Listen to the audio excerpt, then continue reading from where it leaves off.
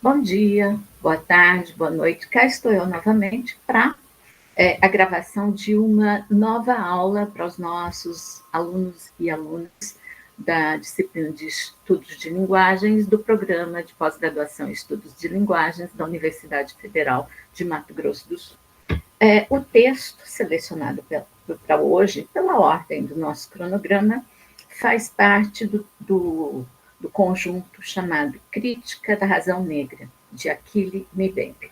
Achille Mbembe, um filósofo, um pensador. Eu vou usar aqui a expressão pensador no sentido mais amplo da palavra, um sujeito que lê o mundo, que problematiza o mundo, que estabelece as conexões as mais diversas e instigantes possíveis, tá?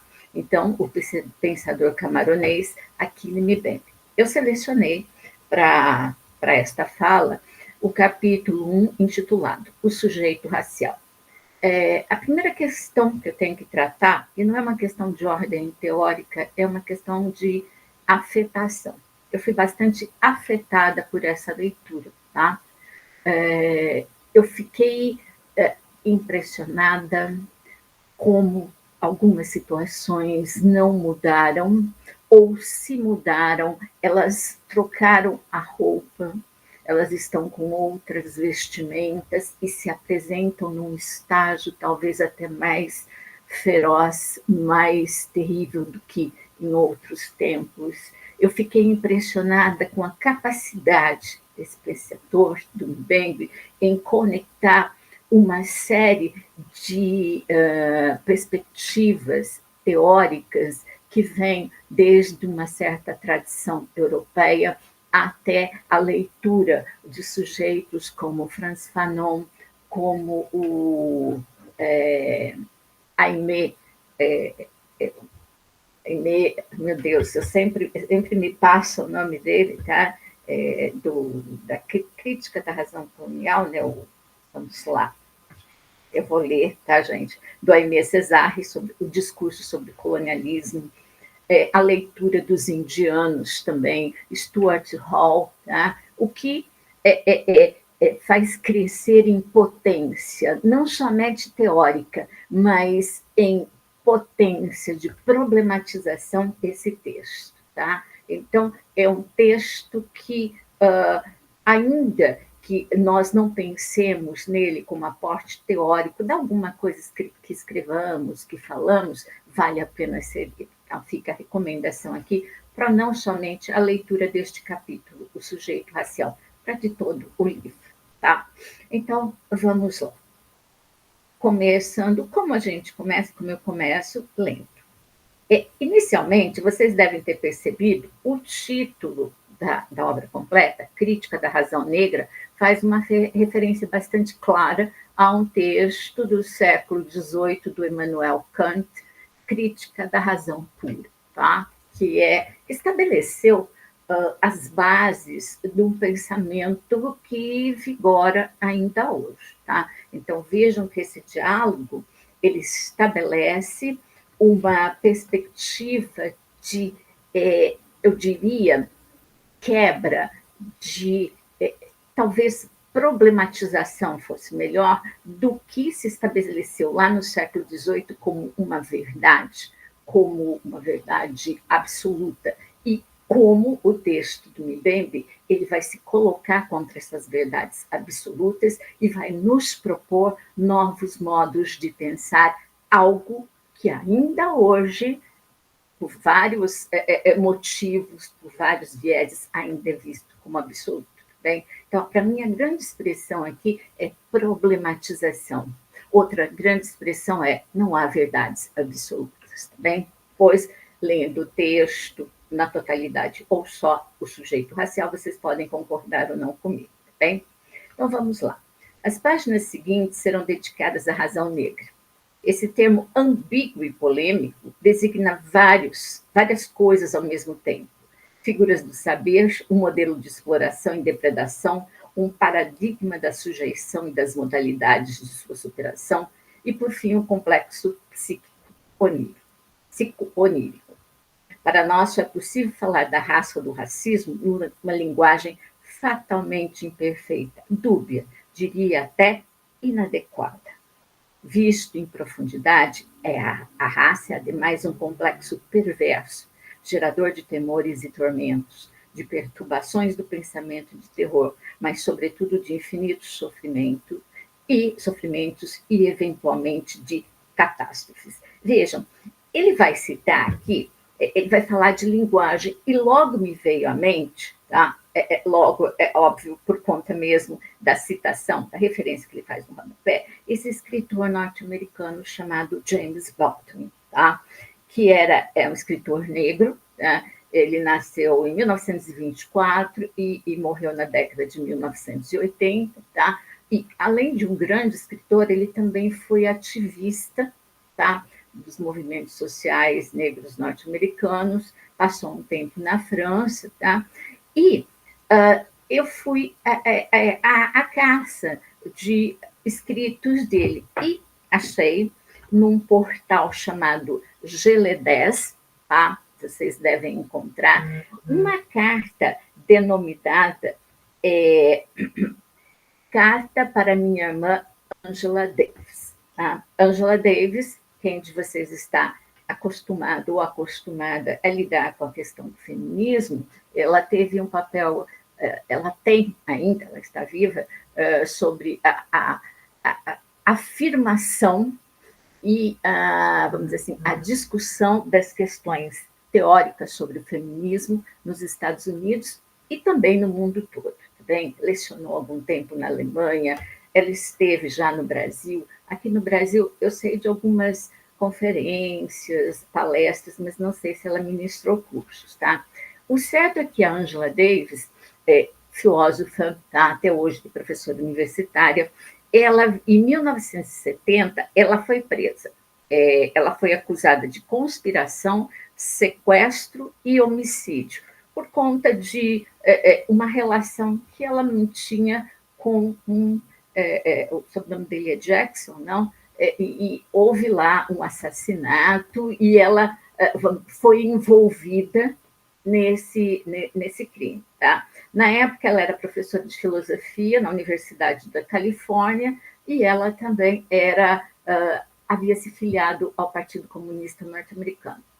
E mulher e negra. Tá? Então, ela reuniu, na visão do sistema de segurança norte-americano, uma série de condições que a predispunham a tanto. Inclusive, depois eu fui procurar, tá? Não conhecia essa parte da história da Angela Davis, tá?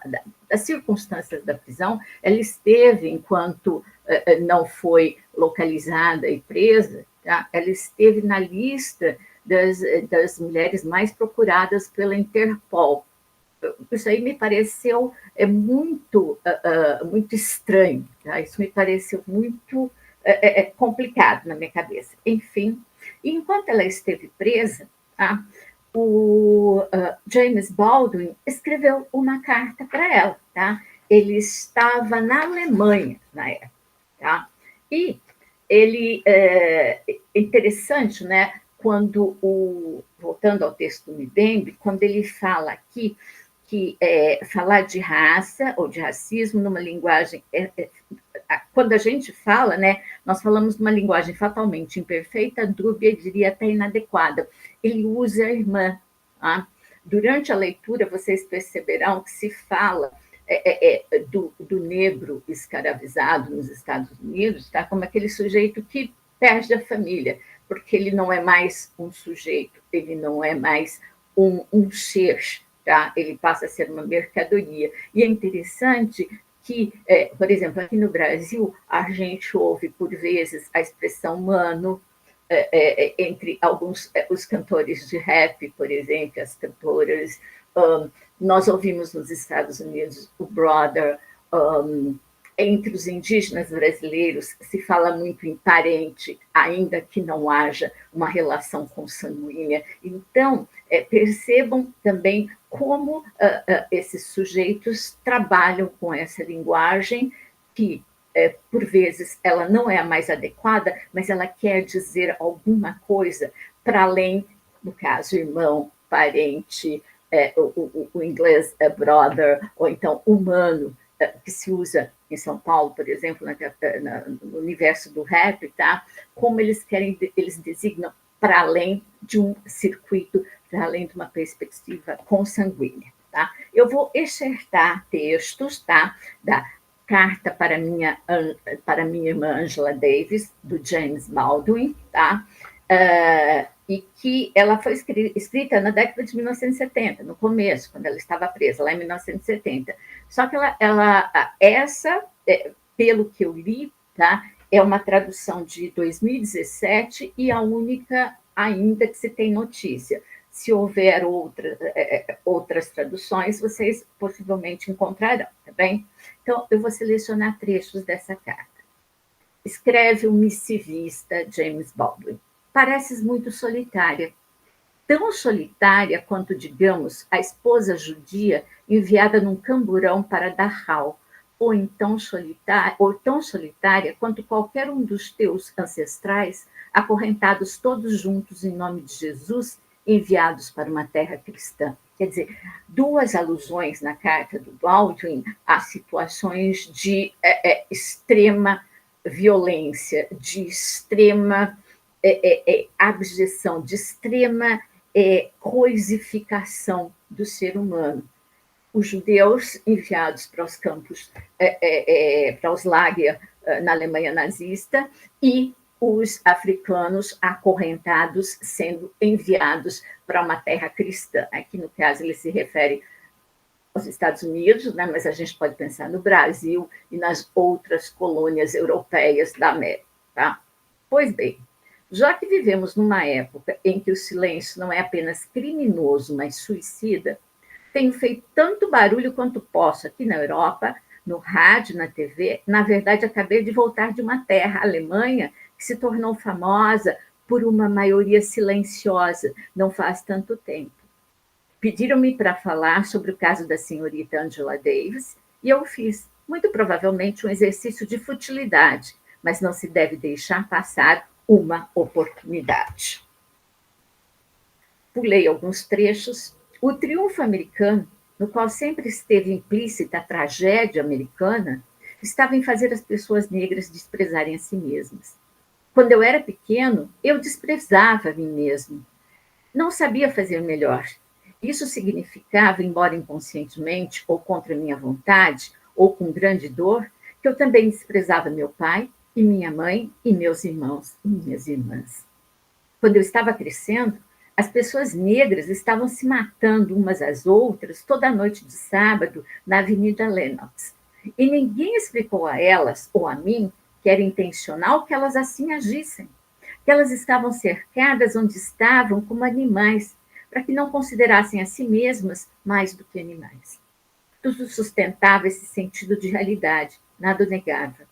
E assim, quando chegava a hora de ir trabalhar, uma pessoa já estava pronta para ser tratada como escravo. Então, aqui me pareceu um texto também muito cru, porque ele vai admitir o que esse sistema, esse modo do sistema colonial norte-americano ainda, tá? Tratar os homens negros, as mulheres negras, e como isso se introjetava nesses sujeitos como uma depreciação de si mesmos, como alguma coisa, nossa, tem alguma coisa errada comigo, realmente quem está certo são esses outros sujeitos, essas outras mulheres, não eu.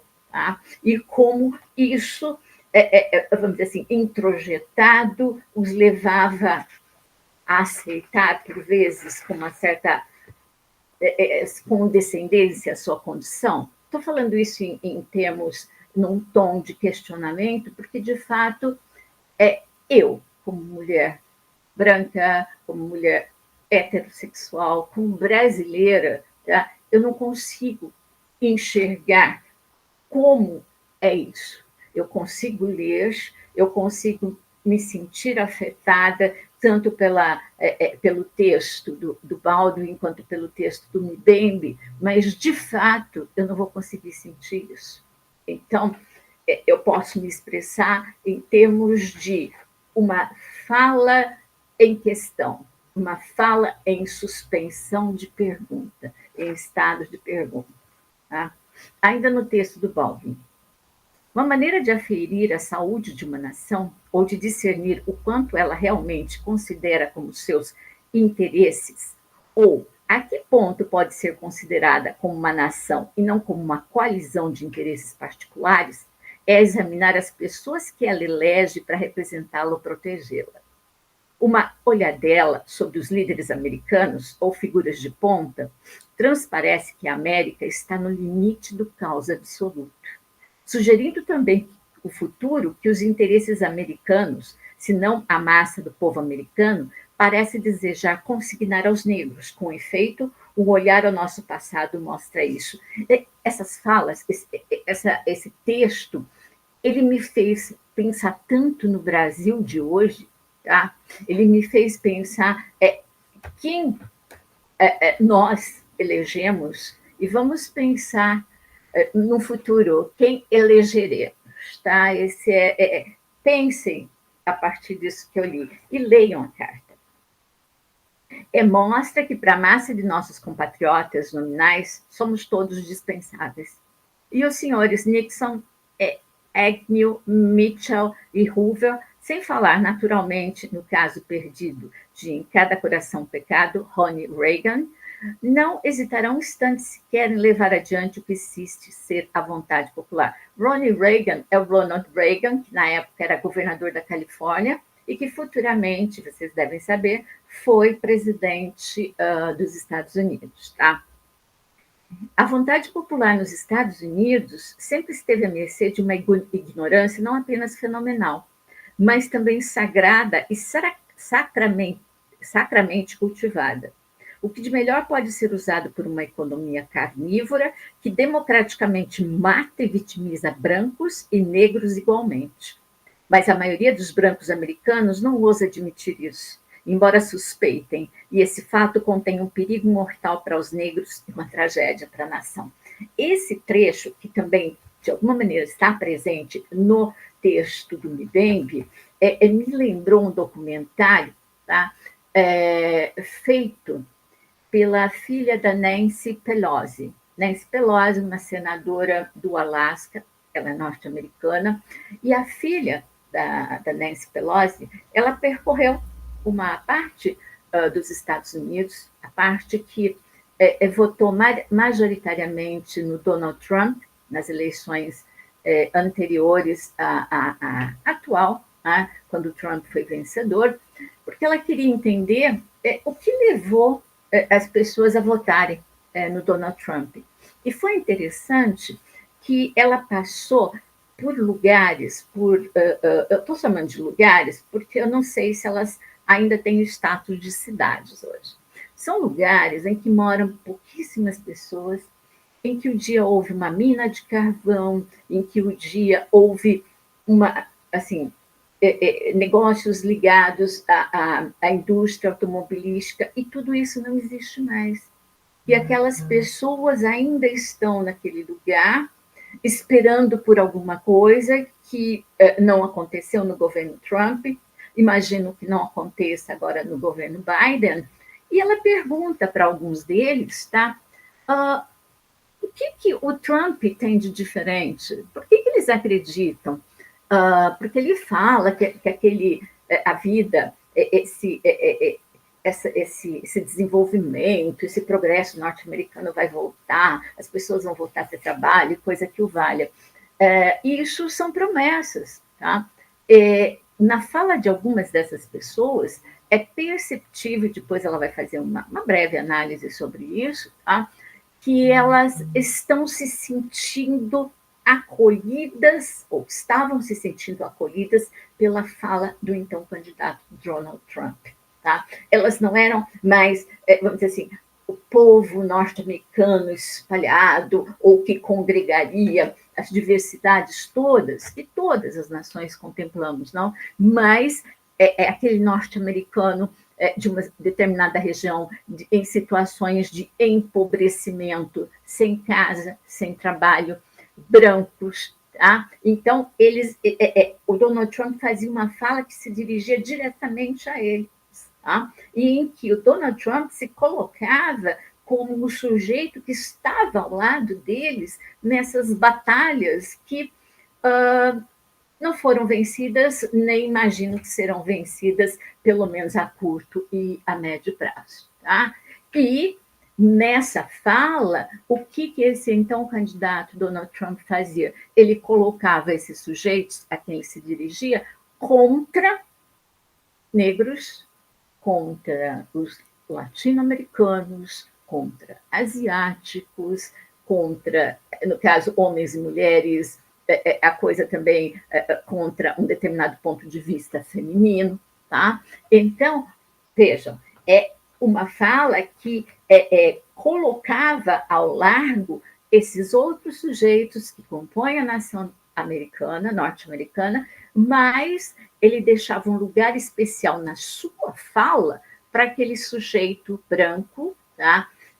Classe média, se é que eu posso dizer isso, e que tinha perdido uma série de referências. Então, linguisticamente, é lógico, eu não sou analista econômica nem política, mas durante o tempo que o Trump esteve no governo norte-americano, houve algum tipo de, não sei se vou chamar de melhoria econômica, mas houve alguma coisa melhorou na economia norte-americana, mas não até o ponto em que esse discurso fazia crer. Tá? Então, essa fala do Baldwin e também trechos do Mbembe, que eu anotei aqui depois para ler para vocês, tá? Então, esse trecho final aqui, ó.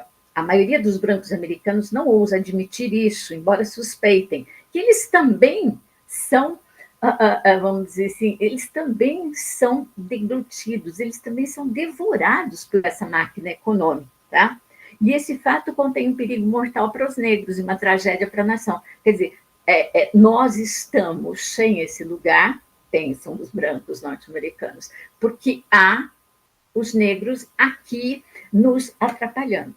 Então, vamos fazer o quê? Então, vejam, colocar esse sujeito contra esse outro, ou contra, e aqui outro é uma expressão que eu não estou usando no sentido negativizado, não estou usando no sentido colonialista, tá, gente? Estou usando naquele que é diferente, tá? Diferente numa perspectiva não positivada nem negativada, numa perspectiva de o outro, outras pessoas, um sentido muito mais abrangente, lato, do que alguns de vocês possam pensar. Bem, ainda na carta do Baldwin, apenas um punhado dentre os milhões de pessoas neste vasto lugar estão cientes de que o destino pretendido para ti, irmã Ângela, e para George Jackson, e para os inúmeros prisioneiros em nossos campos de concentração, pois é o que são, é um destino que está prestes a engolfá-los também. Para as forças que governam este país, Estados Unidos, as vidas brancas não são mais sagradas do que as negras, como muitos e muitas estudantes estão descobrindo, conforme provam os cadáveres de americanos brancos no Vietnã. Se o povo americano é incapaz de enfrentar seus líderes eleitos pela redenção de sua própria honra e pelas vidas de seus próprios filhos, nós, os negros, os que somos as crianças ocidentais mais rejeitadas, podemos esperar muito pouca ajuda nas suas mãos, o que afinal não é nada novo. O que os americanos não percebem é que uma guerra entre irmãos nas mesmas cidades, no mesmo solo, não é uma guerra racial, mas uma guerra civil.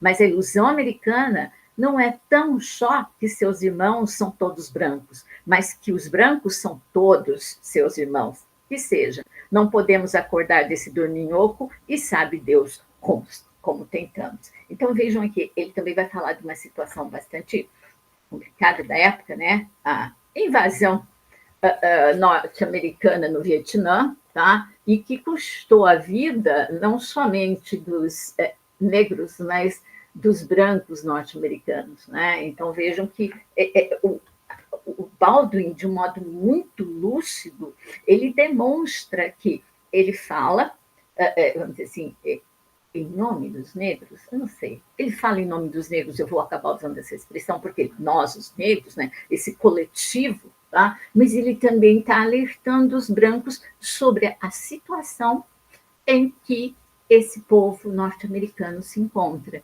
É interessante também que, enquanto eu lia o Mbembe, ele está falando especialmente, majoritariamente dos negros, mas eu também pensei, em parte significativa, uma parte branca da população brasileira, a população indígena brasileira, a população homossexual, transexual brasileira. Eu pensei nesses outros sujeitos, tá? Esses outros sujeitos que, por vezes, se sentem inclusos discursivamente, mas na hora do vamos ver, né, para usar uma expressão usual aqui no Brasil, tá? Eles também vão para essa máquina de moer gente, tá bem?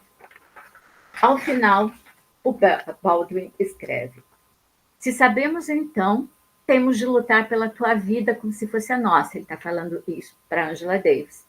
E ela é. E com nossos próprios corpos, tornar intransponível o corredor para a câmara de gás. Pois se vierem para te buscar de manhã, virão nos buscar à noite. Então, vejam, uma outra... essa carta me chama atenção também por toda a analogia que o Baldwin faz com o sistema concentracionário nazista, tá?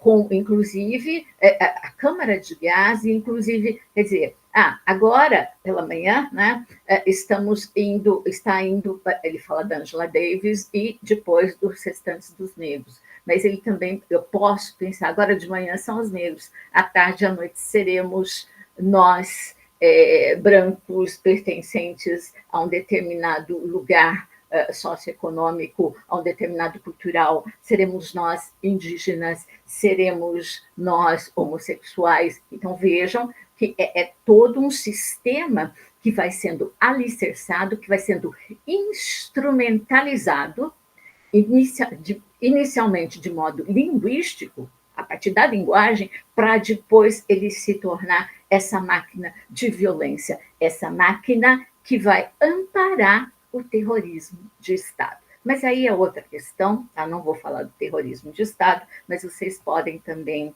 procurar. Tá?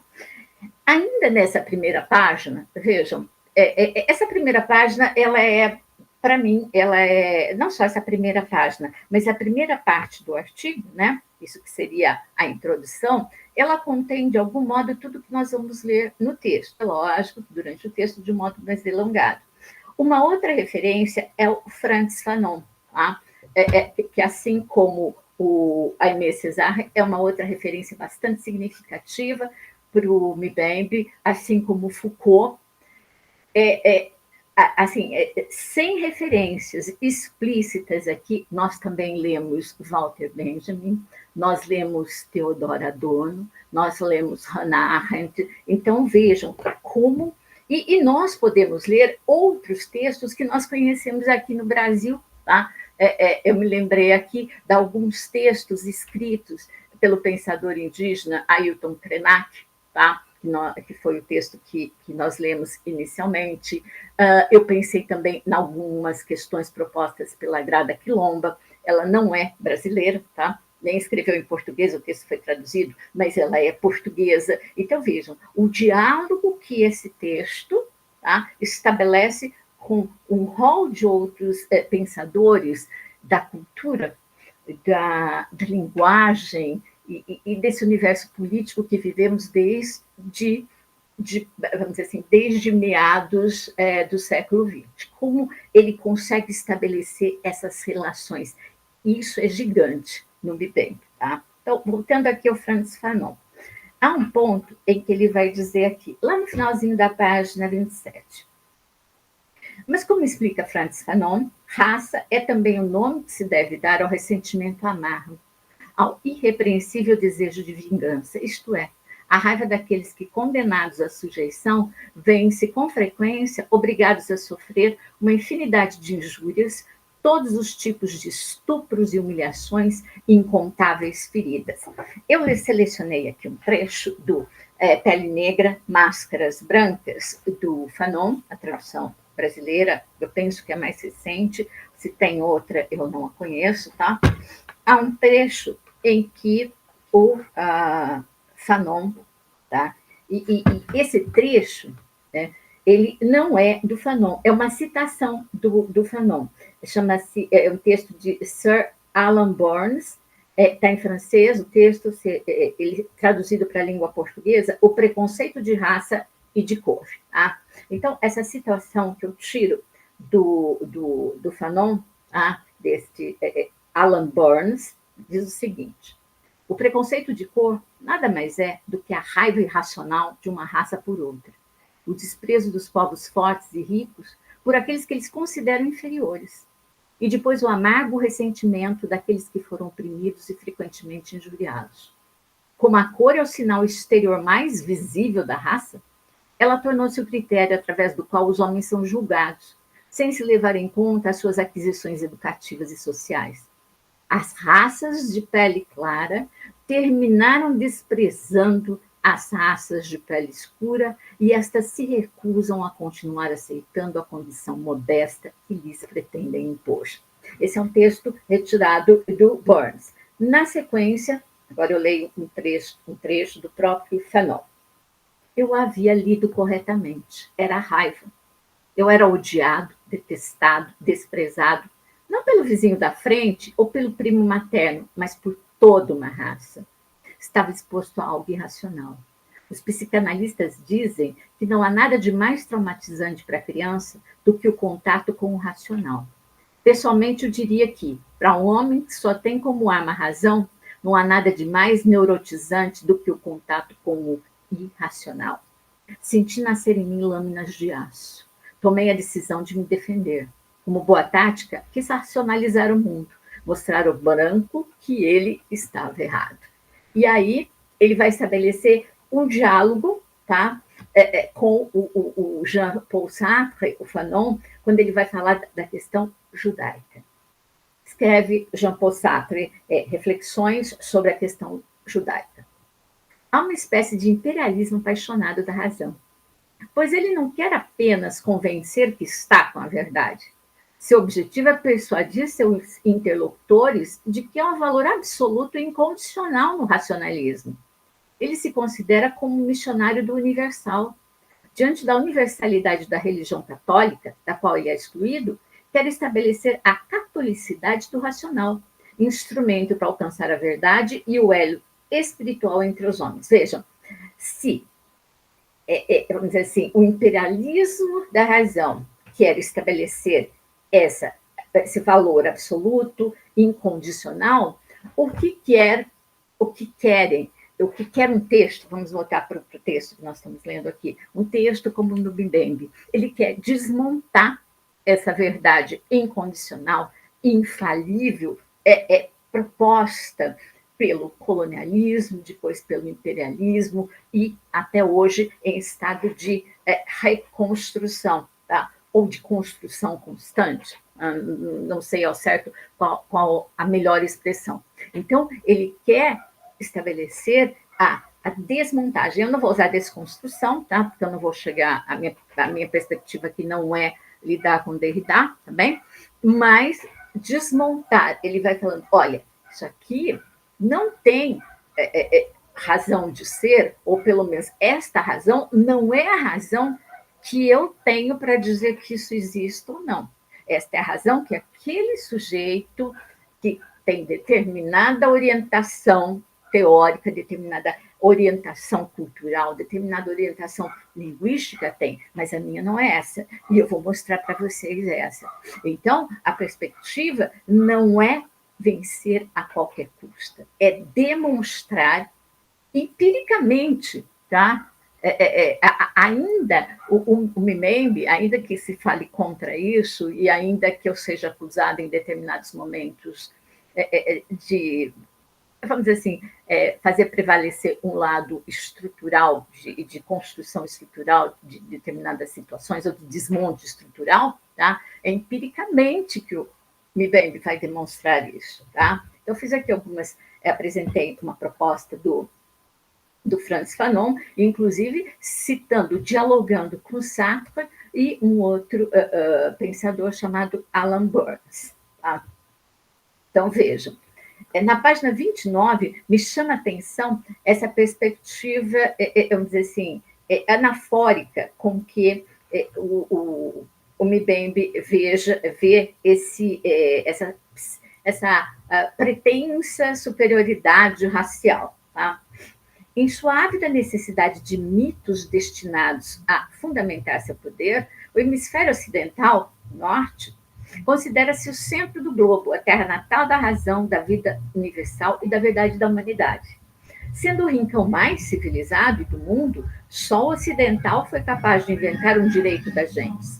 Só ele conseguiu edificar uma sociedade civil das nações, compreendida como um espaço público de reciprocidade do direito. Só ele deu origem a uma ideia de ser humano dotado de direitos civis e políticos. Só ele codificou uma gama de costumes aceitos. Veja-se, só ele, tá? Funcionando de um modo anafórico, reforçando esse só ele. E aí, no parágrafo seguinte, vem o resto, um R maiúsculo, figura-se tanto do dessemelhante, da diferença e do poder puro do negativo, constituía a manifestação por excelência da existência subjetificada, tá? Desculpe, objetificada. Aqui, vocês devem se lembrar que quando eu fiz as falas sobre o texto Quem Pode Falar, da Grada Quilomba, eu fiz uma leitura inicial de uma ideia, uma noção de objeto que ela traz para nós, e essa ideia de objeto, que está na Grada Quilomba, casa-se com essa existência objetificada do resto, disso que não é esse eu ocidental, esse eu que caracteriza a fala do sujeito ocidental, tá bem? Mais adiante, tá? Eu trouxe aqui na página 31, tá? Vamos ver. Meados da página, está escrito o seguinte: no entanto, se existe um objeto, um lugar em que esta relação imaginária e a economia ficcional que a sustenta se dão a ver de modo mais brutal, distinto e manifesto, é exatamente esse signo que chamam de negro, e por tabela aparente não lugar chamado de África, cuja característica é ser não um nome comum, e muito menos um nome próprio, mas indício de uma ausência de obra. É interessante pensar nisso quando... vamos fazer esse exercício. Pode ser um exercício muito banal ou do senso comum. Quando se fala em civilização egípcia, quando se fala no Egito, onde será que a gente pensa que fica o Egito? Ou será que a gente pensa que o Egito fica num lugar chamado África, que se localiza ao norte do continente africano, tá? E que, portanto, como todos os outros lugares de África, um lugar que existe, que tem cultura, que tem vida presente, que tem uma linguagem, que tem todo um percurso civilizatório. Será que a gente pensa isso? E eu fiquei pensando, lógico, há tanto tempo, pensando assim, nos currículos escolares, sei lá, do ensino médio, por exemplo, se é que se fala nisso até hoje, não acompanho os currículos, me desculpem, mas se se fala na civilização egípcia, se fala no Egito, ele é situado na África por aqueles que falam desse lugar. Eu estou aqui, é lógico, já estou provavelmente afastada do ensino médio como aluna, tá? Há muito mais tempo que a maioria de vocês, se não todos vocês, tá? Mas eu não me lembro disso. Eu não me lembro de situarem o Egito na África, tá? É interessante, vocês podem falar, nossa, mas isso parece óbvio. Óbvio, não sei se é tão óbvio, tá? Por isso mesmo eu coloquei a questão para vocês, tá? Tentem fazer um revival desses momentos históricos, tá? Está tocando uma música aqui ao fundo, espero que vocês não estejam ouvindo, é na rua aqui, vizinho de casa, tá? Na sequência, está escrito o seguinte: é verdade que nem todos os negros são africanos e nem todos os africanos são negros. Apesar disso, pouco importa onde eles estão. E aqui eu vou fazer uma referência para vocês a um escritor moçambicano, Minha Couto, que escreve em língua portuguesa. Creio que todos, se não a maioria de vocês o conhecem, né? Eu lia os textos e, vocês sabem, eu não vou muito atrás da biografia para saber quem foi, quem é, muito menos outras questões. Né? Aí, um dia, passei a orientar trabalhos, aí fui conhecer mais. Eu fiquei, assim, primeiro, Mia. Eu imaginei que pudesse ser uma mulher. Não era, era um homem de nome, prenome Emílio. E depois imaginei que pudesse ser um negro moçambicano. Não, era um branco moçambicano. Só que o texto dele, ele tem uma referência negra, tem toda uma série de referências negras. Então, vejam também como aqui talvez eu tenha lidado com o contrário, né? Muita gente poderia, não, mas está na cara que ele seria negro, escreve em português, não sei qual argumento cada um de nós poderia se dar, mas eu fiquei, são questões com as quais eu lidei há algum tempo, tá? Mas que podem ser questões ligadas ao que nós pensamos ser a África, o que nós pensamos que pode ser esse sujeito que vive em África. Tá? Na página 32, muitas vezes a palavra ou imagem tem pouco a dizer sobre o mundo objetivo. O mundo das palavras e dos signos automatizou-se a tal ponto que não se tornou apenas uma tela para a apreensão do sujeito, de sua vida e das condições de sua produção, mas uma força em si, capaz de se libertar de qualquer vínculo com a realidade. A razão disso pode ser atribuída em grande medida à lei da raça. Tá? Então, aqui, a partir desse momento, vai se falar inicialmente sobre Portugal e a Espanha, né, que se dirigem ao continente americano e também ao continente africano. E uma questão, tá, que eu ministro aulas de literatura portuguesa na graduação aqui na UFMS, e que eu estou, inclusive, falando sobre esse tópico, que nós, por vezes, não nos damos conta, eu não me dou conta, tá? Vou falar aqui no singular, de que um dia Portugal e Espanha foram colônias do mundo árabe, tá? E depois Portugal e Espanha se transformam em lugares colonizadores. É interessante como quando se pensa na Europa, quando se pensa a Europa, nós, pelo menos eu estou falando dessa fala relacionada à literatura portuguesa, não qualificamos o que aconteceu foi do século VIII até final do século XV, essa presença árabe na Península Ibérica, como a gente não qualifica esses séculos todos como um momento de colonização desses sujeitos ibéricos pelos árabes. Tá? Mas foi colonização, tá? Porque foram, vamos dizer assim, não houve essa presença da escravização, como aconteceu com os africanos, mas houve uma dominação, inclusive, que passou pela questão linguística, cultural, estrutural. Então, como a gente não pensa o processo de colonização em relação ao europeu, eles terem sido colonizados, tá? Aqui no caso mais específico, é Portugal e Espanha, mas como se eles sempre fossem os colonizadores. Né? Interessante, né, como essas artimanhas da palavra fazem isso. Né? Um outro momento, né,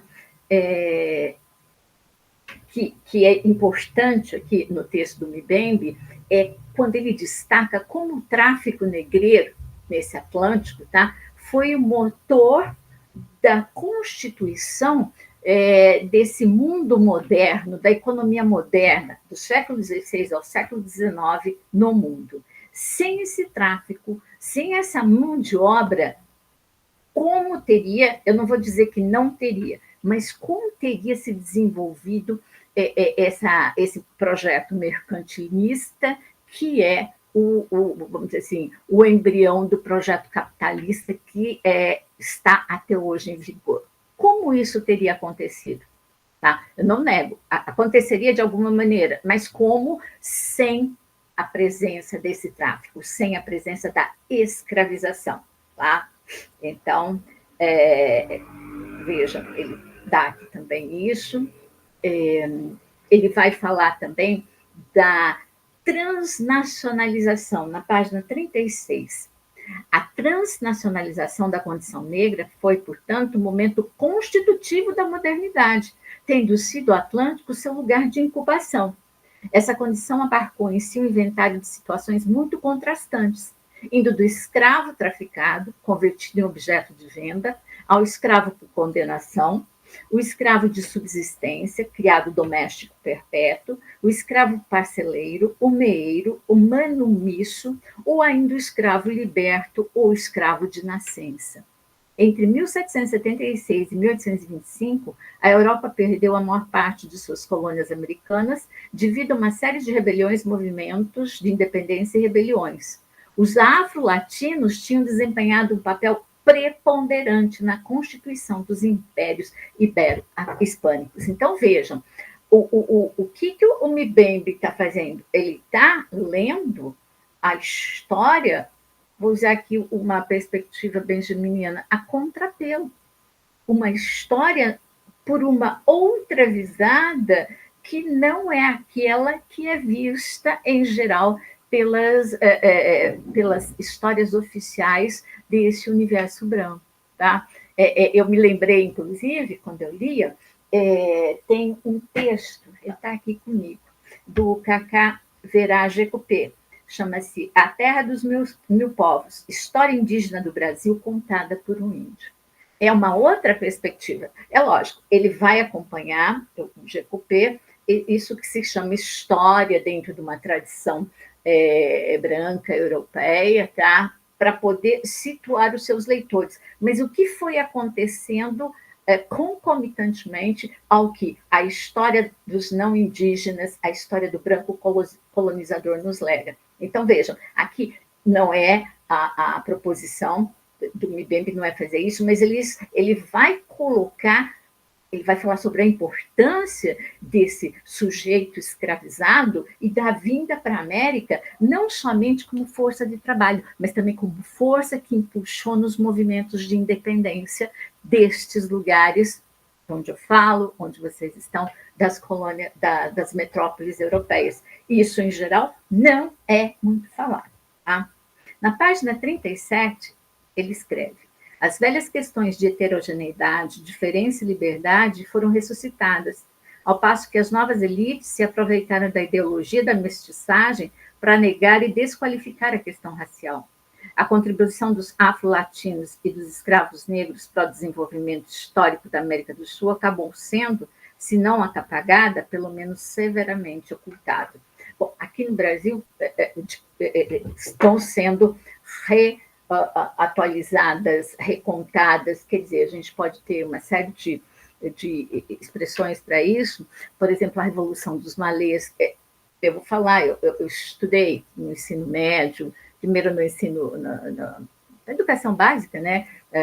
No ensino fundamental, depois no médio, nas décadas de 70, 80. Eu nunca ouvi falar desses movimentos. Eu imagino que hoje, não só com uma perspectiva de legislativa, de se estudar cultura e literatura afro-brasileira e indígena, mas também por conta da força dos movimentos, tá? Negros e indígenas no Brasil, tá? Essas reinserções históricas, essas outras narrativas estejam em evidência. Tá? Aqui vai se falar também da importância do Haiti, que, em geral, nós temos notícias muito, vamos dizer assim, foi em 2021, houve um terremoto, né, que provocou outras questões de ordem econômica, políticas e sociais. Também no começo da década dos anos 2000, também houve outro terremoto. As forças brasileiras militares brasileiras que foram ajudar a reerguer o território haitiano, também alvo de muitas desconfianças, muitas reerguer o quê, fazer o quê por lá. Então, o Haiti, quer dizer, logo depois dos Estados Unidos, né, foi um lugar que conheceu a sua independência, e a partir de toda vamos dizer assim, de todo um posicionamento, de toda uma movimentação dos negros que ali estavam, né? Não foi como aconteceu nos Estados Unidos, e a gente acaba não lembrando de que um outro momento, e aqui essa proposição se casa com um questionamento, né, do Adorno e do Horkheimer, tá, sobre a questão do iluminismo, tá, na página 40. Tá, desde a alta Idade Média até a época das Luzes, a curiosidade enquanto faculdade do espírito e sensibilidade cultural se manteve inseparável de um impressionante trabalho de fabulação, que, ao incidir sobre mundos outros, borrava sistematicamente as fronteiras entre o crível e o incrível, o maravilhoso e o factual. A primeira grande classificação das raças, levada a cabo por Buffon, ocorreu no ambiente que a linguagem acerca dos mundos outros fora construída a partir dos preconceitos mais ingênuos e sensualistas, ao passo que formas de vida extremamente complexas eram remetidas à pura simplificação dos epítetos. Chamemos a isso o momento gregário do pensamento ocidental. Nele, o negro é representado como o protótipo de uma figura pré-humana, incapaz de escapar da sua animalidade, de se autoproduzir e de se erguer à altura de seu Deus. E esse momento coincide com a tal o iluminismo, com o momento Idade das Luzes. Aí a pergunta é: luz para quem e para quê? Tá? Porque se a partir daí as coisas vão sendo classificadas, nomeadas, encaixadas, tá? Aqui encaixadas mesmo, na ideia de caixinhas, os seres humanos, os animais, os lugares são encaixados. Esse aqui é branco porque tem isso, isso, aquilo. Isso aqui é negro e corresponde a ele isso, isso, aquele outro. Esse aqui é o indígena. E aquela grande questão, né? Indígena tem alma, não tem? Lá no século XVI, na Universidade de Salamanca, tem ou não tem? Quer dizer, para saber, inclusive, se ele poderia ser categorizado como um ser humano. Tá? Então, vejam que essas discussões, eu estou falando aqui do indígena lá no século XVI, mas isso acaba, vamos dizer assim, redundando lá no século XVIII, no tal do iluminismo, com vamos dizer assim, com esses universos classificatórios, com esses universos de encaixotamento de tudo e de todos, especialmente do ser humano. E aí que a questão de raça começa a pegar, começa a produzir, tá? Se a escravização já começa a produzir, mas a partir do momento que surgem essas classificações, tá? Aí vem classificações baseadas no tamanho do crânio, no tamanho do órgão sexual, depois na capacidade de trabalho, na capacidade intelectual. Quer dizer, surgem as mais mirabolantes teorias para dizer que o sujeito é menos ou mais que o outro na sua capacidade de fazer isto ou aquilo. Tá? Então, vejam, luzes, iluminismo, para quem? Para quê? Fica aqui a pergunta. Tá? Na página 42, houve já outras referências a Foucault no texto, mas ele vai falar aqui da questão do fóssil. Eu gostei muito disso e depois eu vou explicar por quê, porque eu trouxe um outro livro para vocês.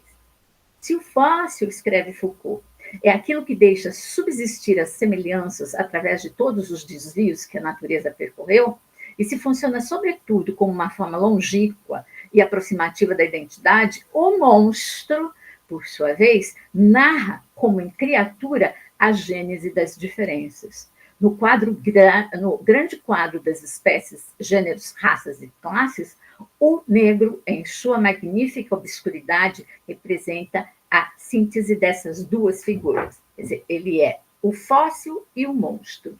E sobre o monstro, eu me lembro, eu orientei um trabalho muito bom, tá? Bom, graças a quem o fez, né? Uma aluna, a Juliana Rai, sobre a questão dos monstros na obra do Miyakoto. Tá? E tem um texto que eu recomendo para quem queira saber mais sobre essa pedagogia, essa poética dos monstros, sobre a monstruosidade na literatura, chamada Pedagogia dos Monstros. O primeiro, deixa eu ver aqui, eu anotei. O primeiro texto chama-se A Cultura dos Monstros, 7 teses, é do Jeffrey Jeremy Cohen.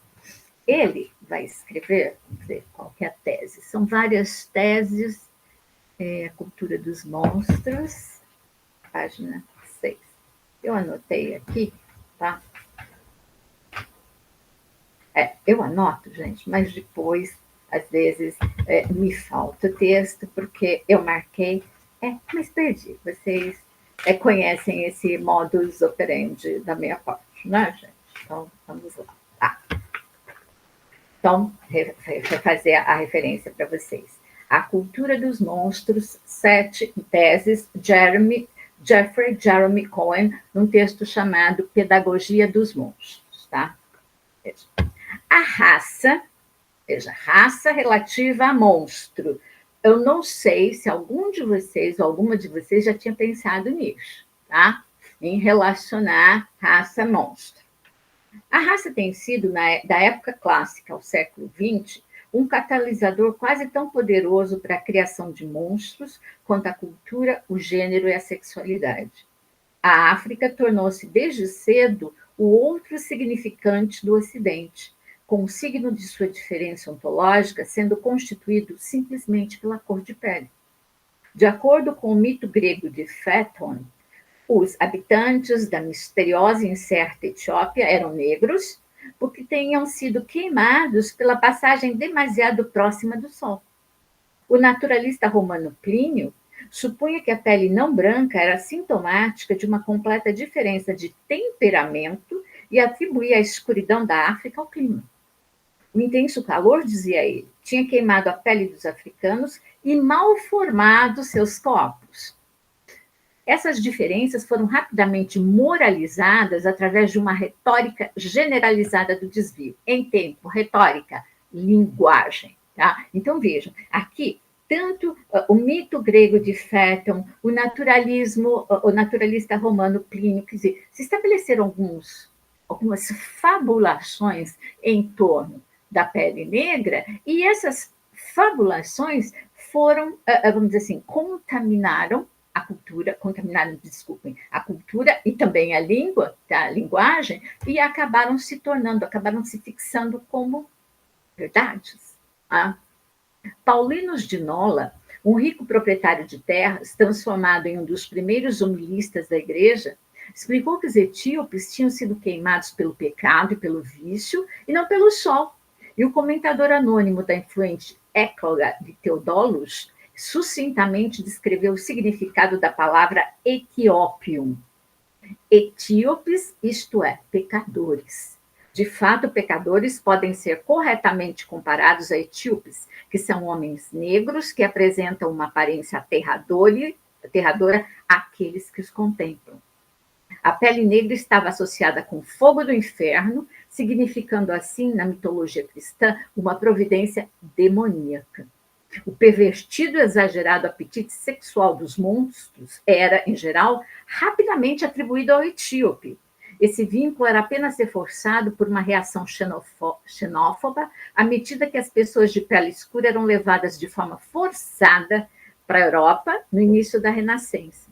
Narrativas de miscigenação surgiam e circulavam para sancionar políticas oficiais de exclusão. A rainha Elizabeth é famosa por sua ansiedade relativamente aos mouros negros e sua suposta ameaça ao progresso do povo de nossa própria nação. A Elizabeth anterior a Elizabeth II, tá bem? Então, vejam, essa é uma outra questão que aqui, é lógico, a intenção do Mbembe não é essa, então ele vai falar muito de passagem da questão dos monstros, mas quando a gente recorre a esse texto do Jeffrey Cohen sobre as teses, são 7 teses sobre como os monstros se configurariam no imaginário do ser humano, veja, uma delas está ligada à raça e está ligada diretamente aos africanos, aos povos do continente africano. Tá? Então, é importante também perceber isso, tá? Que se estabelece o que o Cohen chama de uma moralidade católica, tá? No primeiro momento, o universo antes do século XVI, quer dizer, o catolicismo vigorava na Europa, e essa moralidade vai ser apropriada pelo cristianismo de um modo geral, com as fés protestantes. Tá? Essa moralidade vai ser outorgada, tá? A esses mitos, né? Desses outros tantos lugares, né? E o negro vai coincidir a ideia do negro com esse sujeito monstruoso, bem? Em outra parte, ele vai falar muito da plantation, tá, gente? Que a plantation é plantation, do inglês para o português, plantação, mas eram esses, aqui no Brasil, nos Estados Unidos, em toda a América, né, os lugares para onde foram levados, as plantações para onde foram levados os negros africanos escravizados, tá? E ali não só modos de trabalho se desenvolveram, tá? Mas uma ideia não, uma noção de raça se firmou nesses lugares e é uma ideia de raça que existe até hoje. Tá? Na página 45, eu fiz aqui uma leitura comparativa, mais ou menos como a que o Baldwin fez, analogamente aos campos, aos láger, os campos de concentração e a câmara de gás. Na página 45, o Mbembe escreve o seguinte: ao longo do século XVII, um intenso trabalho legislativo veio selar o seu destino. A fabricação dos sujeitos raciais no continente americano começou por sua destituição cívica e, portanto, pela consequente exclusão de privilégios e de direitos assegurados aos outros habitantes das colônias. Desde logo, não eram mais homens como todos os outros. Ela prosseguiu com a extensão da servidão perpétua a seus filhos e descendentes. Essa primeira fase se consolidou num longo processo de construção da incapacidade jurídica. A perda do direito de recorrer aos tribunais fez do negro uma não pessoa do ponto de vista jurídico.